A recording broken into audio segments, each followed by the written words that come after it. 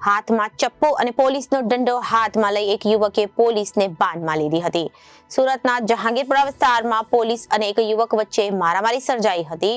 અર્ધનગ્ન હાલતમાં રહી હાથમાં ચપ્પુ રાખી ફરી રહેલ યુવકને પોલીસે અટકાવવાનો પ્રયાસ કરતા તેના દ્વારા હુમલો કરવામાં આવ્યો હતો। હાથમાં ચપ્પુ અને પોલીસનો દંડો લઈ એક યુવકે પોલીસને બાનમાં લીધી હતી। સુરતના જહાંગીરપુરા વિસ્તારમાં પોલીસ અને એક યુવક વચ્ચે મારામારી થઈ હતી। અર્ધનગ્ન હાલતમાં રહી હાથમાં ચપ્પુ રાખી યુવકે પોલીસ પર અટકાવવાનો પ્રયાસ કર્યો હતો। તે દરમિયાન યુવક એકાએક ઉશ્કેરાઈ જતા પોલીસની હાથમાં રહેલો દંડો ખેંચી લઈ પોલીસ પર હુમલો કરવાની કોશિશ કરી હતી। યુવકની અટકાયત કરવામાં આવી છે। પોલીસને પણ પરસેવો વળી ગયો હતો। યુવકની પૂછપરછ દરમિયાન તે અસ્થિર મગજનો હોવાનું સામે આવ્યું છે।